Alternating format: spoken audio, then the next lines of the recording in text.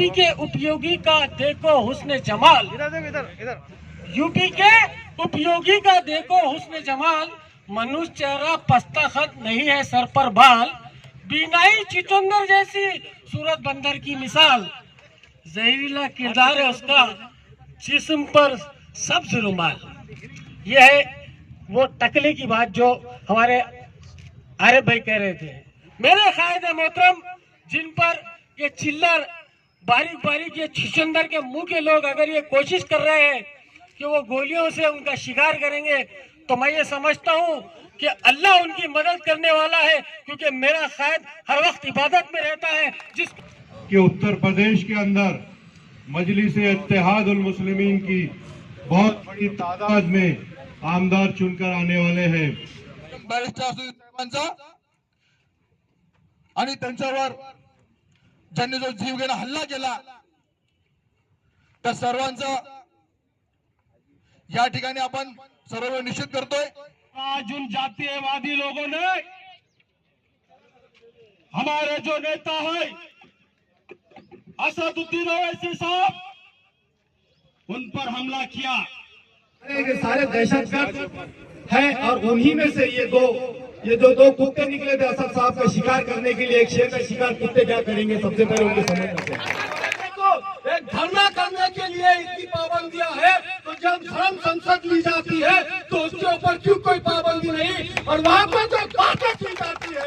आज हिंदुस्तान में no Congress no BJP, Asaduddin Owaisi समेत दलित ओबीसी का एक बहुत बड़ा संगठन, एक बहुत बड़ी ताकत शुरू होने जा रही है। उसका आगाज हो चुका है। सरफरोशी की तमन्ना आज हमारे दिल में है, देखना जोर कितना बाजुए खातिर में।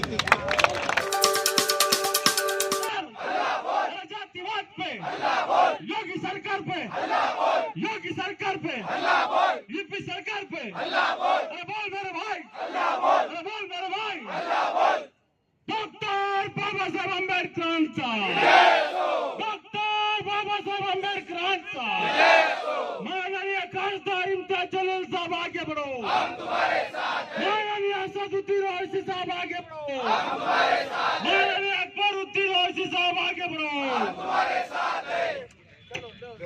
मोइन साहब कंटिन्यू करें। आप लोग सबको मालूम है, कल हमारे कायद बैरिस्टर असदुद्दीन ओवैसी साहब मेरठ से एक पदयात्रा करके दिल्ली रवाना हो रहे थे। उस बीच एक टोल प्लाजे के ऊपर कुछ शरपसंद लोगों ने उनके ऊपर गोलियों से हमला किया। मैं ये समझता हूँ कि ये हमला करने वालों को ये समझ गया था कि उत्तर प्रदेश के अंदर मजलिस-ए-इत्तेहादुल मुस्लिमीन की बहुत बड़ी तादाद में आमदार चुनकर आने वाले हैं। इसके डर से उन्होंने हमारे कायद असदुद्दीन ओवैसी साहब के ऊपर हमला किया है। ये हमला हमारे कायद असदुद्दीन ओवैसी पर नहीं, ये हमला तमाम मजलिस-ए-इत्तेहादुल मुस्लिमीन के एक छोटे से छोटे कार्यकर्ता के ऊपर है। ये हमला इंसानियत के ऊपर हमला है। ये हमला शरपसंदों का, जो लोग दबे कुचले लोगों की आवाज उठाते हैं, उनका ऊपर हमला है ये, और हम सब इसका निषेध करते हैं। और मैं यूपी सरकार की हुकूमत से ये गुजारिश करता हूं कि वो इन शरपसंदों के पीछे जो लोग हैं, जो बैठे हुए बड़े बड़े लोग हैं, उनको बाहर निकाले, ताकि उनका जो अंदर का जो माज है, जो उन्होंने चाहते हैं कि मजलिस-ए-इत्तेहादुल मुस्लिमीन को खत्म किया जाए, वो बाहर निकले और हमें उनके खिलाफ एक्शन चाहिए। मैं मोदी सरकार से, सेंट्रल गवर्नमेंट से भी ये गुजारिश करूंगा कि इसके पीछे जो शरपसंद है, उनका हाथ जिसका भी है उसे तफ्तीश करे और उनसे कड़ी से कड़ी सजा दे। इसी के साथ मैं अपने दो अल्फाज डॉक्टर बाबासाहेब आंबेडकरांचा, डॉक्टर बाबासाहेब आंबेडकरांचा, खासदार इम्तियाज जलील साहब तुम आगे बढ़ो, हम तुम्हारे साथ हैं, बैरिस्टर असदुद्दीन साहब तुम आगे बढ़ो, हम तुम्हारे साथ हैं। जय भीम, जय भीम, जय भीम, जय भीम। आज दिल्ली गेट या ठिकाणी आपण सर्व काल बॅरिस्टर असुद्दीन साहेब यांच्यावरती जो जीवघेणा हल्ला झाला त्याचा निषेध करण्यासाठी आपण या ठिकाणी आज जमलेलो आहोत। या ठिकाणी मला एवढंच बोलायचं आहे की वैचारिक मतभेद असू शकतात, पक्षाचे मतभेद असू शकतात, विचारांची देवाणघेवाण वेगळी असू शकते, परंतु कोणावरती आणि जो की पुरा भारताचा नेता आहे, गरीब वंचित दलितांची जो आवाज आहे, च्या खासदार बॅरिस्टर असुद्दीन साहेबांच्या जीव घेणा हल्ला जो कोणी करत असेल तर आम्ही त्याचा सर्वप्रथम निषेध करतो। या ठिकाणी खासदार बॅरिस्टर असुद्दीन साहेब ज्या वेळेस संसदेमध्ये बोलतात त्यावेळेस ते बहुजनांचा आवाज म्हणून बोलतात, दलितांचा आवाज म्हणून बोलतात, मुस्लिम समाजाचा आवाज म्हणून बोलतात। त्यावेळेस प्रत्येकाला असं वाटतं की हा आपला माणूस आहे, हा बॅरिस्टर आपला माणूस आहे, हा संविधान रक्षक आहे, हा लोकशाहीवादी आहे, म्हणून बॅरिस्टर असुद्दीन साहेबांचा आणि त्यांच्यावर ज्यांनी जो जीवघेणा हल्ला केला त्या सर्वांचा या ठिकाणी आपण सर्व निषेध करतोय। बॅरिस्टर असुद्दीन साहेब या ठिकाणी त्या हल्ल्यातून वाचलेले आहेत। सर्वप्रथम बुद्धचरणी मी प्रार्थना करतो की त्यांना दीर्घायुष्य लाभो, त्यांच्या राजकीय जीवनात, त्यांच्या सामाजिक जीवनात भरभराटी अजून यापेक्षा जास्त हो आणि आपण सर्व मिळून त्यांच्या संरक्षणासाठी गव्हर्नमेंटकडे Z+ सिक्युरिटी मागण्याची आपण त्या ठिकाणी मागणी करूया। तसेच ज्यांनी जो हल्ला केला त्यांच्यावरती कारवाई झालीच पाहिजे आणि त्यांना अजामीन पात्र गुन्हे त्यांच्यावर झाले पाहिजे, अशा लोकांना कडक शासन झालं पाहिजे, अशी मागणी या निदर्शनाच्या माध्यमातून आपण करतो व अशाच ताकदीने अशाच पद्धतीने आपल्या नेत्याचं संरक्षण आपण या ठिकाणी करूया। एवढंच या ठिकाणी बोलतो। अजमा इनके साथ जोड़ रहा है और आज उन जातीयवादी लोगों ने हमारे जो नेता है असदुद्दीन ओवैसी साहब उन पर हमला किया।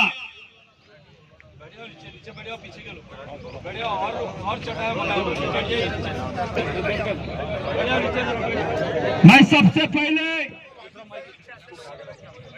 इस घटना की मैं निंदा करता हूं। बहुत कम होते ये भी तो तथागत भगवान गौतम बुद्ध और अल्लाह ताला की दुआ से गोलियां गाड़ी के नीचे लग गई। आज आप सोचिए, अब सोचिए क्या हो सकता था।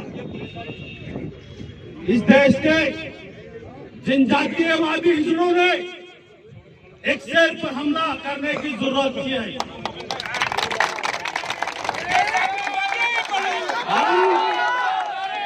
हिजड़ों से कहना चाहते हैं, अरे आपने अगर आपके दम होता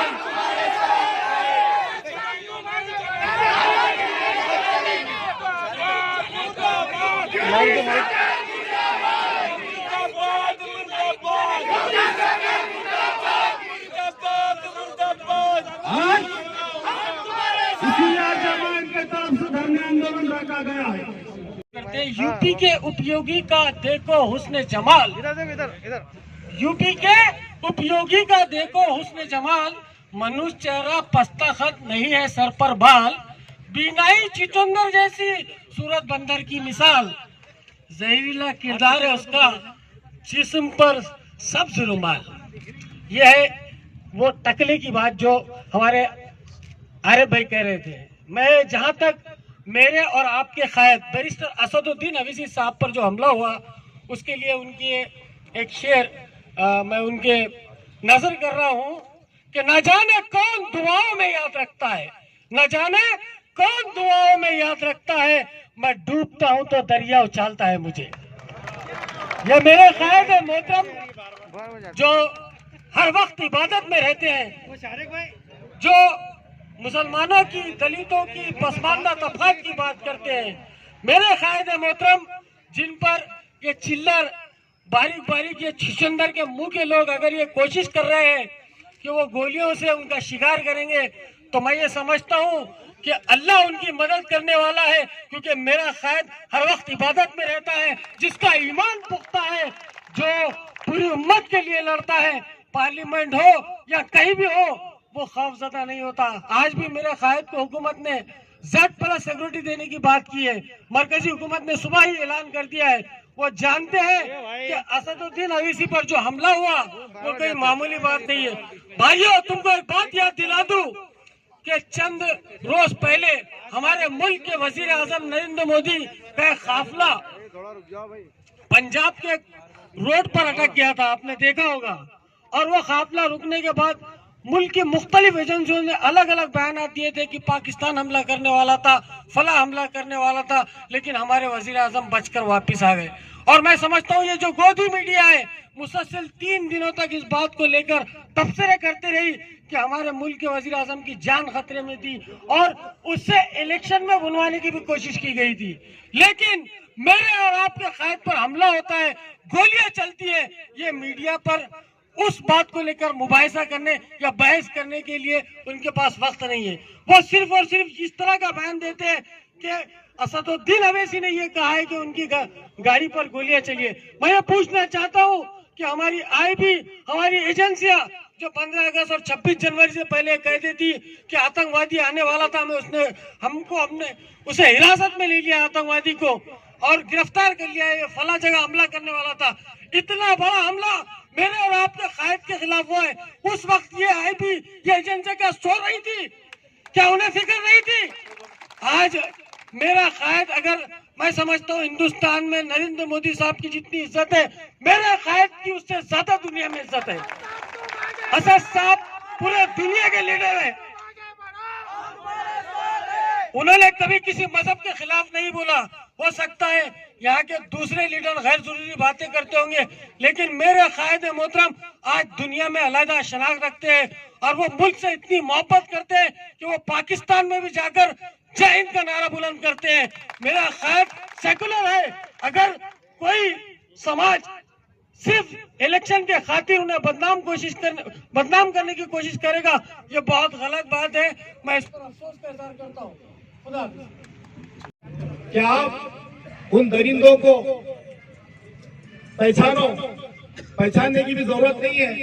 जितने धर्म संसद से बाहर निकले थे वो सारे के सारे दहशतगर्द हैं और उन्हीं में से ये जो दो कुत्ते निकले थे असद साहब का शिकार करने के लिए। एक शेर का शिकार कुत्ते क्या करेंगे, सबसे पहले उनके समझना चाहिए। दोस्तों, ये धर्म संसद इसीलिए लगाई गई और ये इसका अगर कोई सबसे बड़ा रोल अदा किया तो यहाँ की हुकूमत ने किया। ये हुकूमत के अंदर ऐसे लोग बैठे हैं जिन्हें सारी दुनिया तड़ीपार के नाम से जानती है। आज अगर हुकूमत में से तड़ीपार लोग बैठेंगे तो हुकूमत कैसी चलेगी आप लोग समझते हैं। लेकिन लोगों का इम्तिहान, लोगों का सब्र बर्दाश्त करने की भी एक हद रहेगी, वरना इस देश का माहौल जो लोग संविधान के तरीके से चलाना चाहते हैं और ऐसे बीजेपी और RSS के गुंडे अगर गुंडागर्दी से चलाना चाहते हैं तो संविधान के दायरे में रहते हुए उनको मुंहतोड़ जवाब भी दिया जाएगा और उनको रोड पर खींच के मारा भी जाएगा। दोस्तों, मैं खुले अल्फाज में ये कहना चाहता हूँ कि मजलिस इत्तेहादुल मुस्लिमीन बहुत दिनों से बहुत सारी बातें बर्दाश्त कर रही है और मैं समझता हूँ कि पुलिस प्रशासन भी यहाँ पर है। उन्होंने भी देखा होगा कि हम आज औरंगाबाद में रहते हैं। यहाँ के भी कुछ छोटे मोटे नेता वो आए दिन सोशल मीडिया के जरिए हमारे कायद बैरिस्टर असदुद्दीन अवैसी साहब हो, इम्तियाज जलील साहब हो, डॉक्टर अब्दुल गफ्फार कादरी साहब हो, उनके बारे में भी बहुत ऊटपटांग बातें करने लगे। दोस्तों, आज आपके इस माध्यम से उन तमाम को भी मैं वार्निंग देना चाहता हूँ कि हमारे कायदीन के बारे में अगर तुम्हारी जबान ज्यादा लंबी होती जा रही है तो मजलिस के ये कार्यकर्ता उनको काटने का काम भी कर सकते हैं। दोस्तों, हम बहुत दिन से गौर कर रहे हैं कि औरंगाबाद में छोटी छोटी सी एक पोस्ट मिलने के बाद इतना उछला जा रहा है। ये छोटे मोटे लीडर ये क्या क्या नहीं कह रहे हमारे कायदीन को, लेकिन ये तो हमारा सबर है और ये हमारी कायदीन की हमको मतलब तालीम है कि हम लोग संवैधानिक तौर से उनका मुकाबला करें। लेकिन क्योंकि नौजवान इस पार्टी की रीढ़ की हड्डी है और नौजवान तो नौजवान होता है, उसकी बर्दाश्त करने की कैपेसिटी भी बहुत कम होती है। तो मैं आज आपके माध्यम से ये कहूंगा यहाँ के प्रशासन को उन लोगों की जबान पर भी लगाम दिया जाए, क्योंकि वहाँ पे गोली भी चल रही है और यहाँ पे जबान से गोली भी चल रही है। तो हो सकता है दोनों का मुकाबला हमको एक साथ करना पड़े। दोस्तों, आप लोगों को ये बता दूं कि बैरिस्टर असदुद्दीन अवैसी साहब वो शख्सियत है कि जिन्होंने हिंदुस्तान में एक ऐसी लीडरशिप को पैदा किया है, ऐसी लीडरशिप और ऐसी दिन रात मेहनत के साथ में वो काम कर रहे हैं कि ये समझते थे कि ये मजलिस इत्तेहादुल मुस्लिमीन सिर्फ और सिर्फ मुसलमानों की पार्टी है।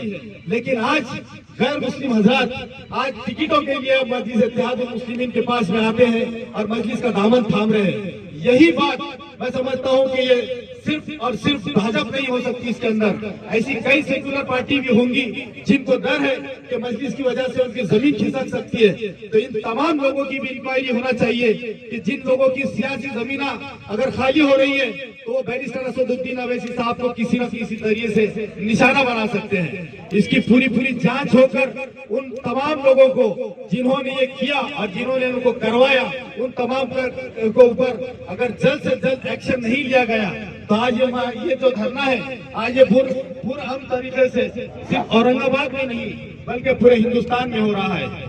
अगर इनके ऊपर जल्द से जल्द बड़ी कार्रवाई नहीं की गई तो मैं समझता हूं कि इसके बाद मजलिस इत्तेहादुल मुस्लिमीन रोडों पर भी उतरेगी। और मैं तो मेरे दोस्तों, मैं आपको ये बताऊं कि बैरिस्टर शायद असदुद्दीन अवैसी साहब ने हमें वहां से मैसेज दिया है कि जो भी धरने और आंदोलन है ये अभी पुरअमन तरीके से करें। और मैं हुकूमत से डिमांड करूंगा कि वो जेड सिक्योरिटी नहीं बल्कि Z+ सिक्योरिटी हमारे कायद को जल्द से जल्द मुहैया करवाए।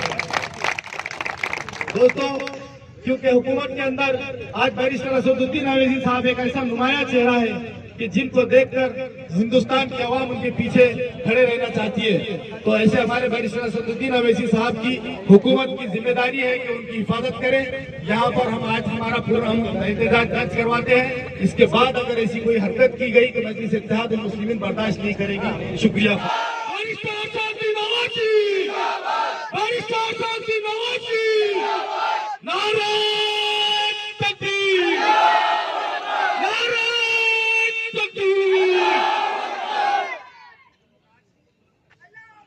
जैसे कि आप सब जानते हैं कि कल यूपी से दिल्ली की तरफ जाते वक्त बैरिस्टर असदुद्दीन ओवैसी साहब के ऊपर जो कायराना हमला किया गया, जो उनकी गाड़ी के ऊपर फायरिंग की गई, सिर्फ औरंगाबाद में ही नहीं बल्कि पूरे मुल्क के अंदर, पूरे दुनिया के अंदर इस हमले की मजम्मत लोगों ने की है। लोगों में गुस्सा है, न सिर्फ मुसलमानों के अंदर बल्कि हमारे दलित भाइयों के अंदर, हमारे मराठा भाइयों के अंदर, हमारे सिंधी भाइयों के अंदर। हर वो अमन से मोहब्बत रखने वाला शख्स जो देश के संविधान से मोहब्बत रखता है, हर वो शख्स ने इस हमले की निंदा की। उसने निंदा की, इसीलिए निंदा नहीं की कि असदुद्दीन ओवैसी साहब मजलिस इत्तेहादुल मुस्लिमीन के सुप्रीमो है, सदर है, बल्कि इसलिए निंदा की कि ये वो शख्स है जिसने संविधान को बचाने के लिए, जिसने इस मुल्क के अंदर संविधान की रक्षा करने के लिए अगर कोई सबसे आगे, सबसे ज्यादा कोशिश करता है तो उस शख्स का नाम बैरिस्टर असदुद्दीन ओवैसी है। मैं ही नहीं बल्कि पूरे मुल्क के अंदर कश्मीर से लेकर कन्याकुमारी तक आज मजलिस इत्तेहादुल मुस्लिमीन अपना विरोध दर्ज करवा रही है, सरकार के सामने अपना विरोध दर्ज करवा रही है कि जो शख्स 4 बार MP रहा, 2 बार MLA रहा, जिस शख्स की फैन फॉलोइंग, जैसे असद साहब कहते हैं कि इस मुल्क के वजीर आजम को अल्लाह ने इतनी इज्जत नहीं दी जितनी इज्जत अल्लाह ने आपको और मेरे सदर को दी है। हम इसका विरोध करते हैं। जिस तरीके से कल जब मैं न्यूज देख रहा था, इत्तेफाक से घर पे था जब ये हमला हुआ, तो जो पहली प्रतिक्रिया यूपी पुलिस की तरफ से निकली तो ये कहा कि गोली ही नहीं चली, गोली ही नहीं चली। ये यूपी के पुलिस निरीक्षक साहब ने एबीपी न्यूज चैनल के ऊपर मैं जब देख रहा था तो उन्होंने कहा कि गोली ही नहीं चली। पहली बात तो ये मानने के लिए ही तैयार नहीं थे कि बैरिस्टर असदुद्दीन ओवैसी साहब के ऊपर हमला किया गया। जब इस मुल्क के वजीर आजम एक ब्रिज के ऊपर 10 मिनट के लिए रुक जाते हैं तो ये गोदी मीडिया आज दिन तक उसका तस्करा करता है कि क्या इसके पीछे पाकिस्तान है, क्या इसके पीछे अलकायदा है, कौन है इसके पीछे कि मुल्क के वजीर आजम को 10 मिनट एक ब्रिज के ऊपर रुकना पड़ जाए। गोदी मीडिया को इस विषय के ऊपर चर्चा करने के लिए आज दिन न्यूज के ऊपर चर्चा करते हैं, मगर जब इस मुल्क के सबसे फेवरेट लीडर, सबसे ताकतवर लीडर, सबसे मोहब्बत उस लीडर को मिलती है, उस लीडर की गाड़ी के ऊपर जब फायरिंग की जाती है तो कोई मीडिया इसके ऊपर तस्करा करने के लिए तैयार नहीं, कोई गोदी मीडिया इसके ऊपर तस्करा करने के लिए तैयार नहीं। क्या बात है? क्यों ये रवैया है मेरे और आपके सदर की तरफ? क्यों ये रवैया है मेरी और आपके सदर की तरफ कि जब मुल्क के वजीर आजम, जबकि उस वजीर आजम से ज्यादा इज्जत, उस वजीर आजम से ज्यादा ताकत, उस वजीर आजम से ज्यादा जो है तो इज्जत मेरे अल्लाह ने आपके और मेरे सदर को दी। जब यूपी के अंदर यूपी गवर्नमेंट की खर्चे से, उनके एक्सपेंसेस से यूपी के अंदर, प्रयागराज के अंदर धर्म संसद की जाती है। जो धर्म संसद यूपी के अंदर हुई वो यूपी गवर्नमेंट के खर्चे से की गई, यूपी गवर्नमेंट के खर्चे से की गई। धर्म संसद के अंदर मुसलमानों के नस्लकशी की बात की जाती है, असदुद्दीन ओवैसी साहब का सर कलम करने की बात की जाती है। तो उस धर्म संसद के ऊपर क्यों कोई एक्शन नहीं लिया गया? उस धर्म संसद के ऊपर क्यों कोई गुनाह रजिस्टर नहीं किया गया? यह मेरा सवाल है। ये मेरा ही नहीं, इस मुल्क से मोहब्बत करने वाला हर शहरी की ये आवाज है। ये बात है कि क्या बात है कि उस धर्म संसद के ऊपर क्यों गुनाह दाखिल नहीं किया गया? उस धर्म संसद में जो बातें की गई उसके ऊपर क्यों एक्शन नहीं लिया गया? आज जब हम इस धरना करने जा रहे हैं तो पूरी पुलिस फोर्स यहाँ पर खड़ी है, हमारे ऊपर 4 अलग अलग तरीके से बातें की जाती है कि आपको ये करना है, आपको ये नहीं करना है। जब हमारे को एक धरना करने के लिए इतनी पाबंदियां है तो जब धर्म संसद ली जाती है तो उसके ऊपर क्यों कोई पाबंदी नहीं? और वहाँ पर जो बातें की जाती है उसके ऊपर क्यों कोई एक्शन नहीं? ये हमारी मांग है, ये बात है। गोदी मीडिया ने कहा, पुलिस ने कहा कि असद साहब की कोई बात के वजह से वो लड़के नाराज थे और उन्होंने गोली चला दी। अगर इतना ही आसान होता किसी के ऊपर गोली चलाना तो ये मुल्क नहीं होता। ये मुल्क संविधान के हिसाब से चलता है। इस मुल्क को अगर अच्छे से चलाना है तो इसमें संविधान से मोहब्बत करनी होगी और सबको पारदर्शिता के साथ, सबको एक समान हमको समझना होगा।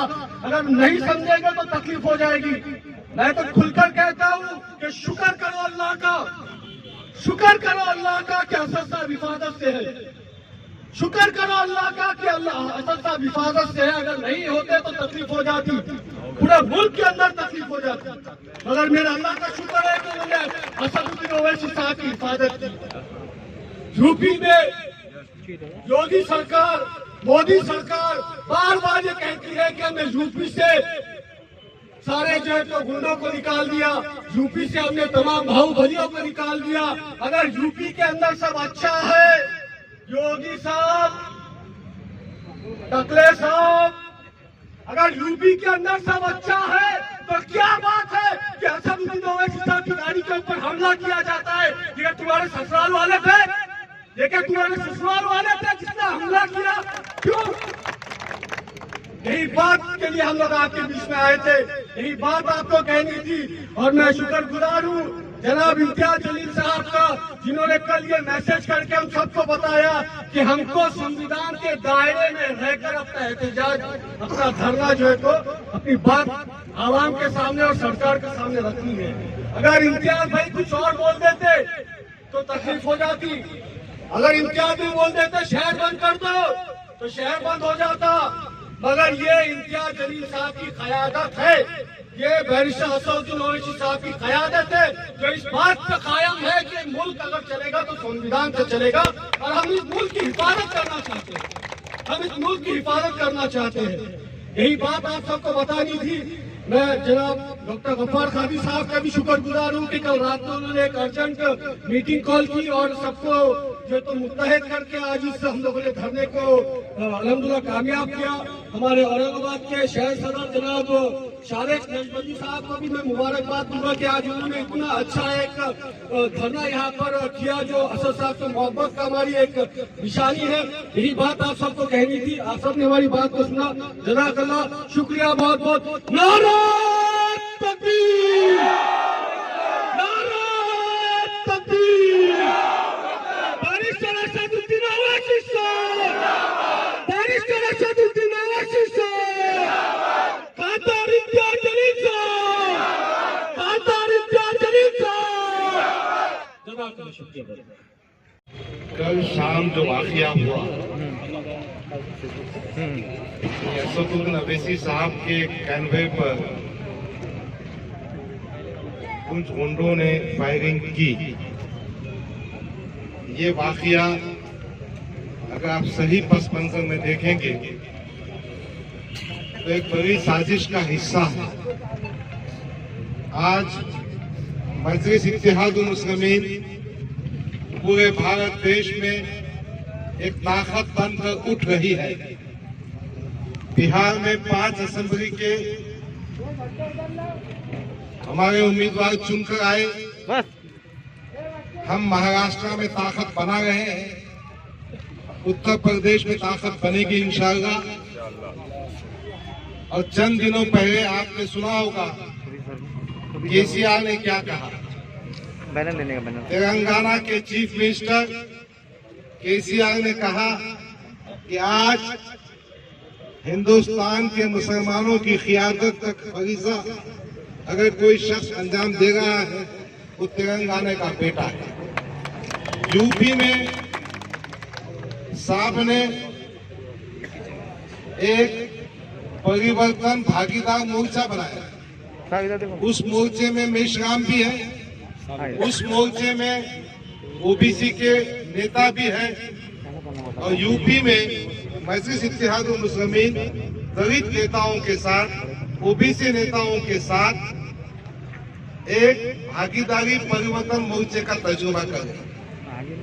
तो अजीजान इकरामी, सूरत हाल ये है कि आज हिंदुस्तान में no Congress no BJP, Asaduddin Owaisi समेत दलित ओबीसी का एक बहुत बड़ा संगठन, एक बहुत बड़ी ताकत शुरू होने जा रही है, उसका आगाज हो चुका है।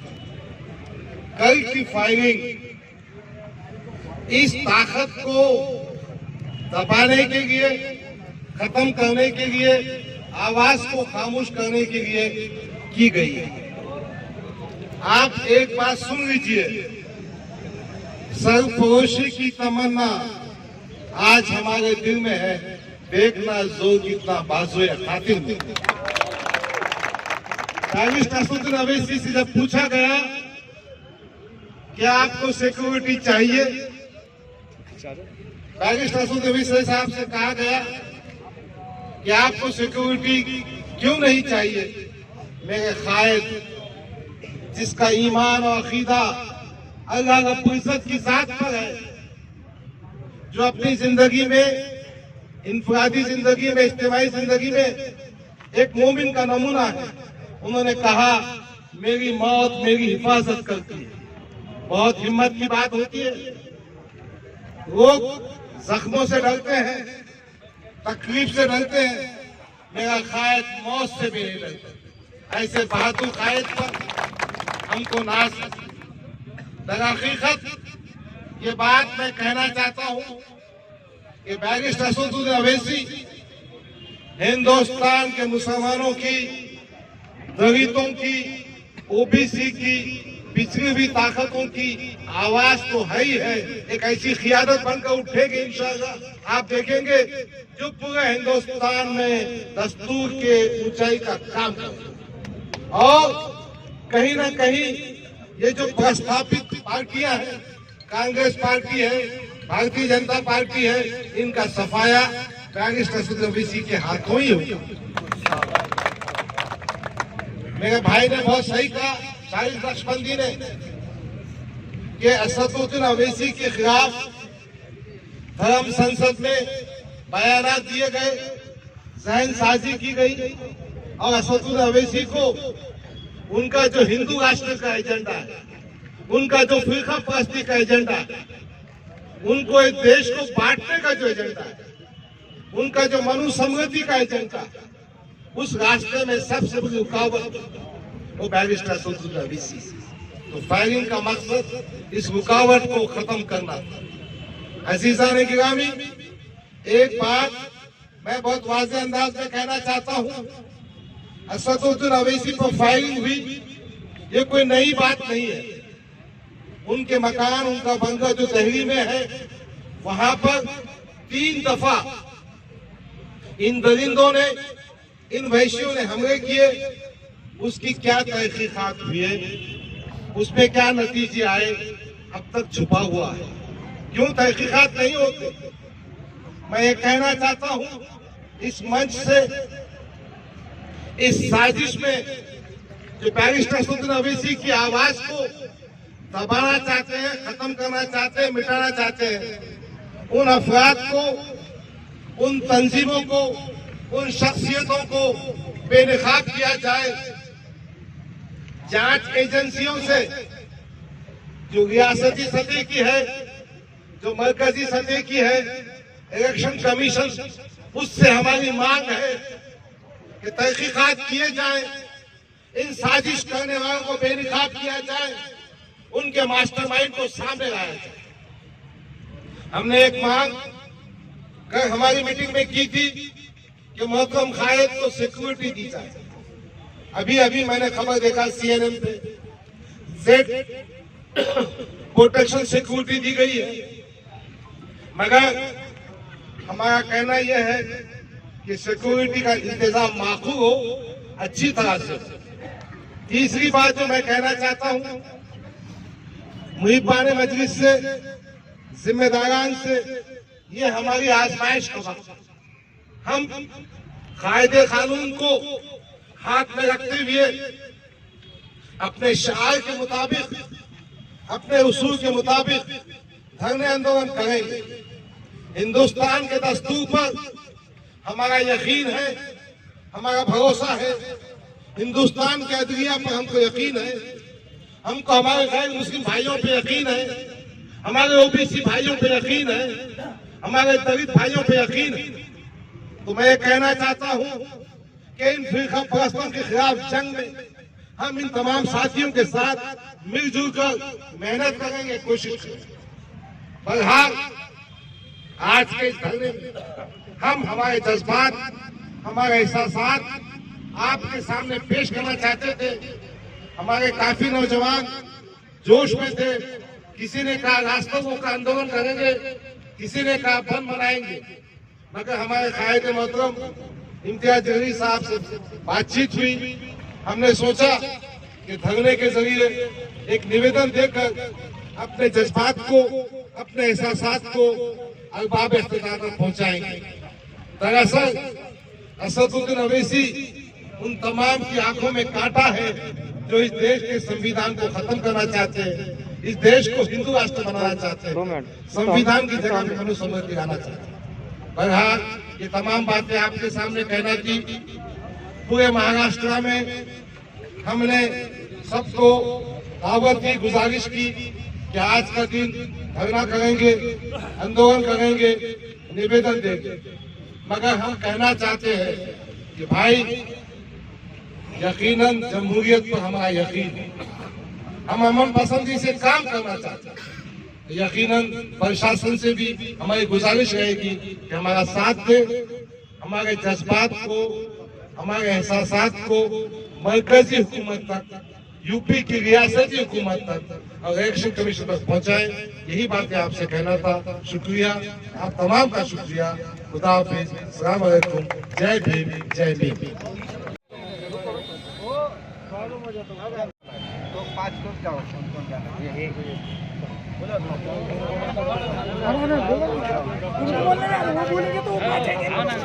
परदेशी उनको अंदर एक गए दो, इसके नाम हाँ डॉक्टर साहब का हम लोग 3